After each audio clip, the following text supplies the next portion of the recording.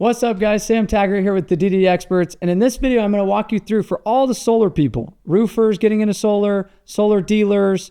I'm going to give you the 5 questions you guys have to ask in order to know you're going with a good EPC or solar installer.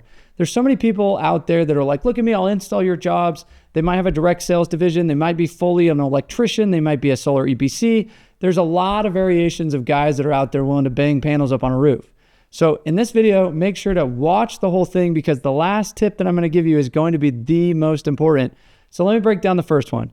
I'm simply going to ask, how do you fund sales commissions? As a dealer, you're basically a glorified sales reps. I don't know how to put it any other way. A lot of people are like, look, I'm a business owner with my cool logo, but all you're really doing is selling, but you then have to pay out commissions to sub sales reps below you.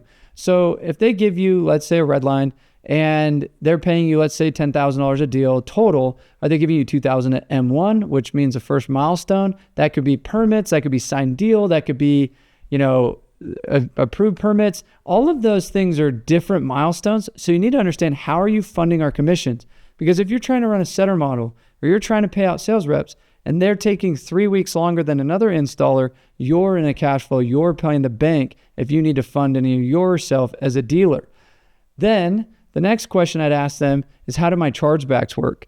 Meaning, do you have a cancellation fee? Meaning you sell a deal, they cancel, they charge you $2,000 for a cancellation, and all of a sudden you've got these like 20 cancellations you're somehow supposed to charge a rep that doesn't even have any money. Now you're eating that, and that's okay. Like, I'm not saying one's right or wrong. I'm just saying I want to know everything up front as far as what are my adders, what are my chargebacks, what are my cancellations, my deductions, who eats those costs when it comes to the banks coming back and clawbacking. Because a lot of times the EPC company, and I'm not saying it should be the dealer or it should be the EPC company, they all do it differently.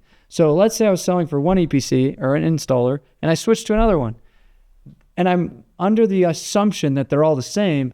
They're not. So you need to understand these things before making the move, because one might give you a better red line, but have more in clawbacks and charges that ends up being a way worse deal. And you thought you were going for shiny object over here, but it wasn't a good decision.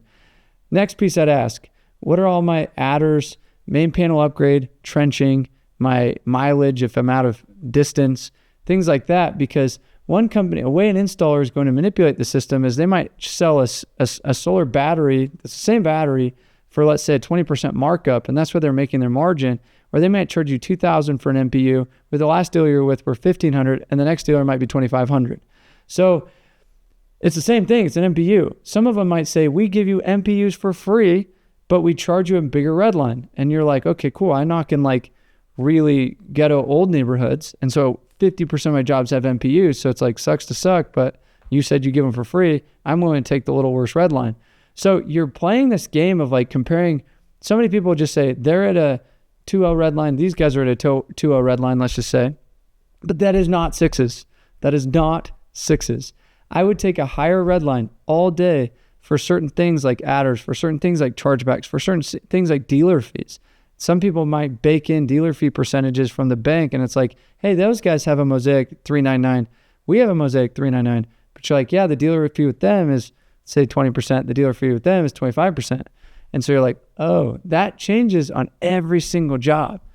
So then the next question I ask is, what is the CRM you use?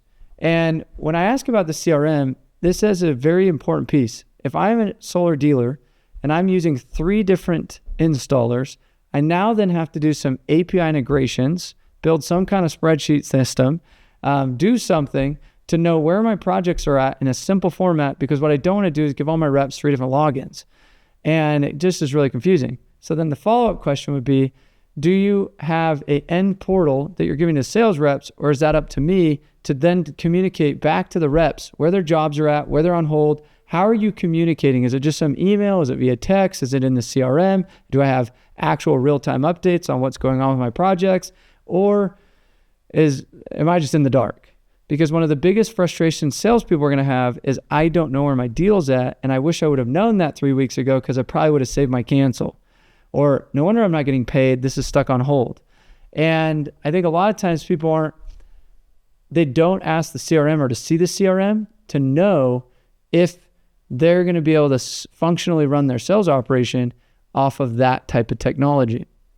Then are you open to using XYZ, which would then lead me to my next question. So make sure to pay attention to this one, because recently we've had, I don't know, I could probably count 30 different installers that have gone out of business. With solar changing last year, with the interest rates like 5-6 times, like over like a short amount of time raising, with finance companies cracking down, so many changes happened last year. It put solar companies out of business. And what was also the problem is there was a race to the bottom. There's a race to redline chasing, and the sales organizations are getting really greedy. And so I care more about a healthy installer than I do a better redline, because who's to say you might have $100,000 or $100 million caught up, which I've seen, caught up in an installer that goes bankrupt. Now, how do you pay your effing people? So never a fun feeling. So I'm going to simply say, if I'm going to come trust my business with you, I want to see your financials. If they're not willing to do that, I'm going to say, let me see your last 6 months of sales. The reason I say that is I want to see, do they have consistency in sales volume? Because an inconsistency in sales volume could either, one, have big influx of cash and big deflux of cash. Two, it could show that these guys aren't a very stable installer, and now they're depending on you to keep them stable. And if you're unstable, then now you got two unstable things, and I don't want to be stuck in that scenario. And number three is I'm going to be looking at simple things like, okay, is it heavily relying on one dealer?